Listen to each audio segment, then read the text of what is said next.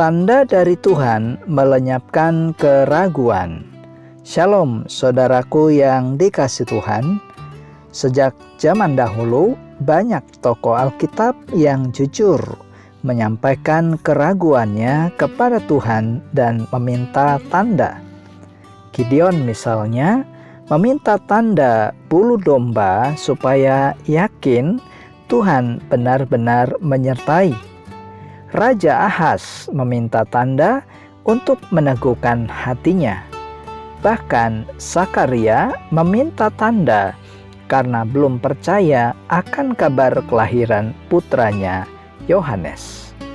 Mereka bukan menolak Tuhan, saudara, melainkan iman mereka masih lemah dan butuh diteguhkan.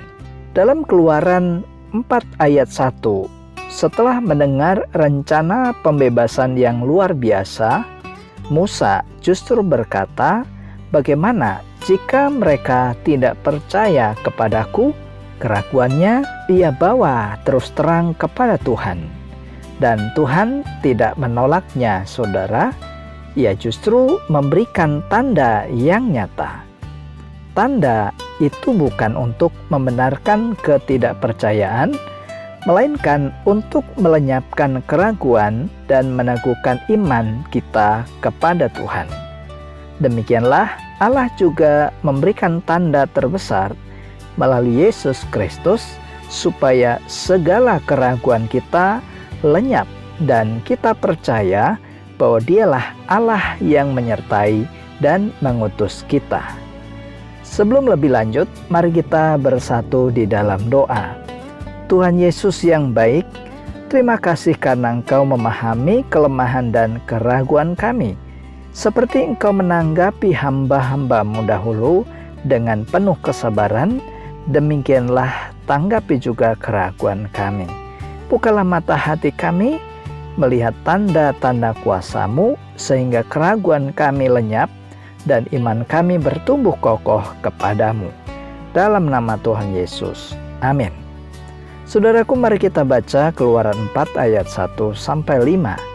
Lalu sahut Musa, "Bagaimana jika mereka tidak percaya kepadaku dan tidak mendengarkan perkataanku, melainkan berkata, Tuhan tidak menampakkan diri kepadamu?"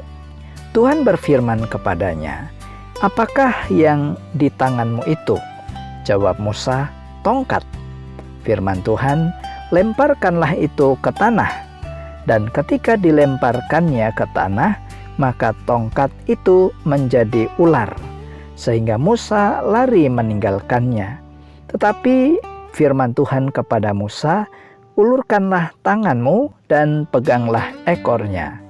Musa mengulurkan tangannya, ditangkapnya ular itu, lalu menjadi tongkat di tangannya, supaya mereka percaya bahwa Tuhan Allah nenek moyang mereka, Allah Abraham, Allah Ishak, dan Allah Yakub telah menampakkan diri kepadamu.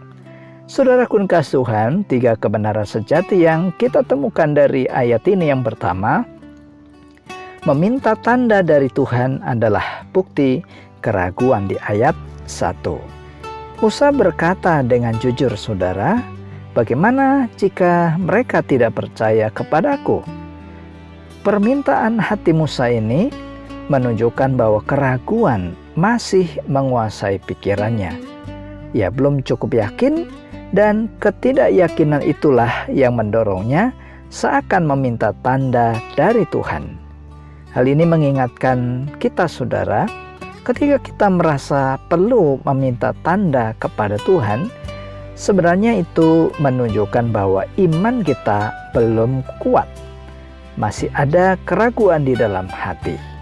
Namun yang menakjubkan adalah Tuhan tidak menghukum keraguan itu. Tuhan tahu batas kemampuan iman seseorang. Ia tidak menuntut iman yang sempurna dalam sekejap, melainkan sabar menanggapi keraguan kita supaya iman kita bertumbuh.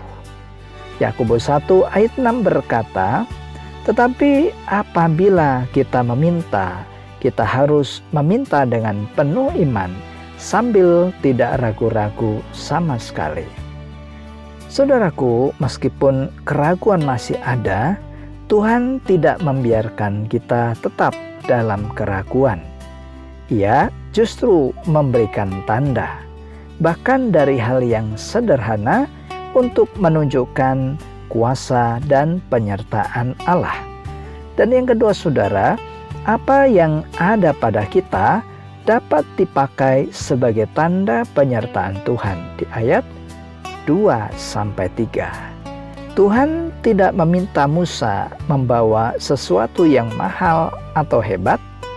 Tuhan hanya bertanya, "Apa yang ada di tanganmu?" Yang ada hanyalah sebuah tongkat, benda biasa, alat pekerja sehari-hari. Namun saudara, ketika Tuhan memerintahkannya untuk melemparkan ke tanah, tongkat itu berubah menjadi ular. Tuhan tidak membutuhkan hal-hal yang luar biasa untuk menyatakan kehadirannya, saudara. Apa yang sudah ada pada kita, sekecil apapun, sesederhana apapun, dapat Tuhan pakai sebagai tanda bahwa Ia menyertai kita. Bukan karena benda itu hebat, saudara, melainkan karena Tuhan yang menyertainya. Hal yang biasa pun menjadi tanda penyertaan Tuhan ketika diserahkan dan dipakai menurut kehendak Allah. Ya, tanda yang diberikan Tuhan itu belum berakhir di sana, saudara. Tuhan menyuruh Musa melakukan sesuatu yang tampaknya berbahaya, supaya ia semakin yakin bahwa kuasa itu berasal dari Tuhan. Dan yang ketiga, saudara, tanda dari Tuhan meneguhkan bahwa Dialah yang bekerja di ayat 4-5. Musa lari menjauhi ular itu karena takut. Namun Tuhan berfirman, "Tangkaplah ekornya." Dengan ketaatan Musa melakukannya, dan ular itu kembali menjadi tongkat di tangannya.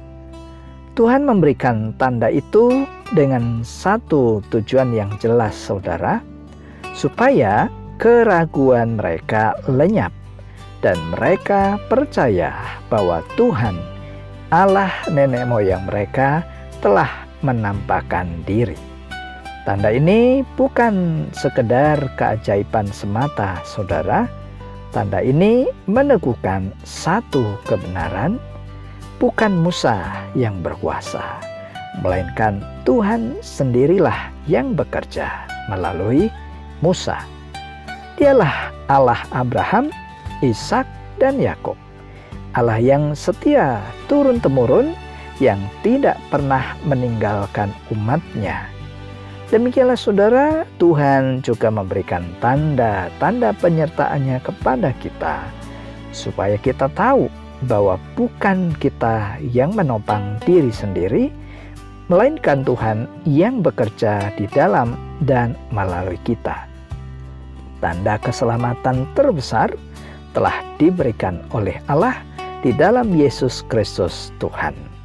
Sebagaimana Matius 28 ayat 20, Yesus katakan, "Sesungguhnya Aku menyertai kamu senantiasa sampai kepada akhir zaman." Saudaraku, mungkin di saat ini hati saudara sedang dipenuhi keraguan, dan kita pun seakan meminta tanda dari Tuhan.